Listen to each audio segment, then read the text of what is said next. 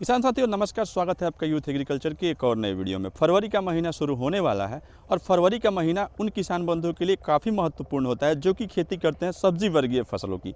वहीं कुछ नए किसान भी ऐसे होते हैं जो कि चाहते हैं कि हम खेती करना शुरू करें, लेकिन उन्हें समझ में नहीं आता है कि हम फरवरी के महीने में कौन सी खेती का चुनाव करें।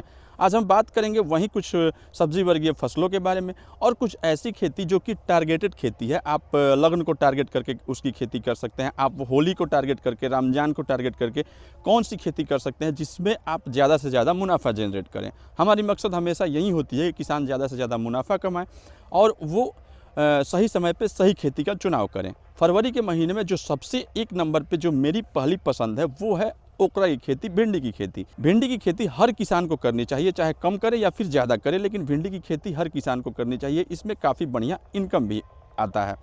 आप भिंडी की खेती के लिए मिट्टी का चुनाव हमेशा मजबूत मिट्टी का चुनाव करें। मैं हमेशा रिकमेंड करता हूं कि हमेशा मजबूत मिट्टी, भिंडी हमेशा खोजती है, ज़्यादा एनर्जी वाली फसल है और इसको मिट्टी से काफ़ी ज़्यादा पोषक तत्वों की ज़रूरत होती है। तो आप मिट्टी की तैयारी भी काफ़ी अच्छे ढंग से करें। क्योंकि मैंने एक वीडियो भी बनाया हुआ है कि भिंडी की खेती के लिए मिट्टी की तैयारी किस तरीके से करनी है, आप जाकर के डिस्क्रिप्शन में देख भी सकते हैं। जो दूसरे नंबर पर मेरी लिस्ट में खेती है वो है आपको मिर्च की खेती। मिर्च की खेती किसान बंधु को काफ़ी ज़्यादा फायदा देती है, ये किसी से छुपा नहीं है। लेकिन मिर्च की खेती का ये जो फरवरी वाला समय है ये काफ़ी महत्वपूर्ण हो जाता है। इसका जो रेट मिलता है वो अन्य सीजन वाले मिर्च से काफ़ी हद तक अच्छा मिलता है, बढ़िया मिलता है। तो आप मिर्च की खेती भी फरवरी के महीने में कर सकते हैं। नर्सरी मैंने पहले ही बता दिया था कि आप जनवरी में ही इसका नर्सरी लगा लें।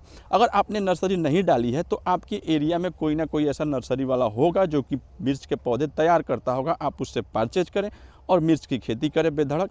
आपको बहुत बढ़िया इनकम मिर्च से मिलने वाला है। जो अगली खेती हमारी लिस्ट में वो है शिमला मिर्च की खेती। आप शिमला मिर्च की खेती भी फरवरी में कर सकते हैं। सेम कंडीशन, आपने अगर नर्सरी नहीं लगाई है तो आप जाकर के नर्सरी वाले से उसका प्लांट ले सकते हैं या फिर अभी से भी आप उसका नर्सरी लगा सकते हैं। जो अगली खेती मैं बताने जा रहा हूँ ये काफ़ी मतलब किसानों को रातों रात अमीर बना भी देता है और काफ़ी ज़्यादा इसके कभी कभी रेट डाउन भी हो जाते हैं, लेकिन इसकी खेती हर किसान करना ज़रूर चाहता है। वो है टमाटर की खेती। टमाटर की खेती एक ऐसी खेती है जिसका रेट आज कुछ और है, कल कुछ और हो जाएगा।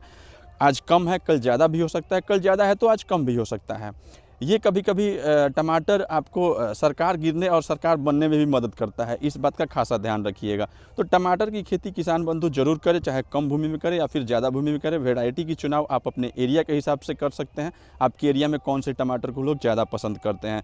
अगली खेती है वो है प्याज की खेती। प्याज की खेती नर्सरी जिनकी तैयार है, 60 दिन का अगर पौध हो गया है तो आप प्याज की खेती कर लें। प्याज की खेती में आप एक चीज़ मैं मार्केबल बताऊंगा कि आप हमेशा नाइट्रोविंजिन का प्रयोग जरूर करें। नाइट्रोविंजिन बेस्ड जाइम का प्रयोग आप सॉइल में जरूर करें, ये गांठें तैयार करने में मदद करता है। सल्फर का प्रयोग जरूर करेंगे, सल्फर और नाइट्रोविंजिन बेस्ड जाइम। बाकी हर चीज़ तो किसान बंधु देते ही हैं, लेकिन इन दो चीज़ों का खासा ख्याल रखें प्याज की खेती में। इन दोनों की महत्वपूर्णता काफ़ी ज़्यादा होती है। अगली जो खेती है वो है लौकी की खेती। लौकी की खेती आप चाहे मचान विधि से करें या फिर ज़मीन पे आप करें, लौकी की खेती काफ़ी बढ़िया इनकम देती है। चाहे आप लंबी वाली लौकी लगाएं या फिर गोल वाली लौकी लगाएं। मचान विधि से आप अगर करते हैं तो उसके कुछ अलग फ़ायदे हैं। मचान विधि से करेंगे थोड़े खर्च आपको बांस में, रस्सियों में इसमें आएगा, लेकिन मचान विधि से करेंगे तो साफ़ सुथरी लौकी होगी, उसका बाज़ार भाव हमेशा ज़्यादा रहता है, अच्छा रेट होता है। तो मैं सजेस्ट यही करूँगा कि आप मचान विधि से ही लौकी की खेती करें। अदरवाइज अगर आप ज़मीन पे भी लौकी की खेती करते हैं तो वो भी आपके लिए काफ़ी महत्वपूर्ण होता है, काफ़ी वो भी फ़ायदा देता है, लेकिन आपको बरसात से पहले उसको ख़त्म कर देना होगा। बरसात जब आएगी तो आपकी सारी फसलें बर्बाद हो जाएंगी। जो अगली खेती की मैं बात करूंगा वो है नेनुए की खेती, तुरई की खेती। नेनुआ और तुरई की खेती दो ऐसी खेती है जो सबसे सस्ती खेती है और सबसे बढ़िया इनकम किसान बंधु को दे जाती है। चाहे आपको मन करे मचान पे लगाएं, आपको मन करे ज़मीन पे लगाएं, और या फिर आप दीवार बना करके भी आप इसको लगा सकते हैं, नेनुआ और तुरई को। नेनुआ और तुरई काफ़ी कम खर्च वाली खेती मैं इसलिए बोल रहा हूँ, इसमें इंसेक्टिसाइड कम आते हैं, इसमें काफ़ी कम खाद का प्रयोग किसान बंधु को करना पड़ता है और ये हमेशा फलन देती है। इसका फलन काफ़ी ज़बरदस्त होता है और इसका रेट भी मार्केट में ठीक ठाक रहता है। इससे किसान बंधु को अच्छा बेनिफिट हो जाता है।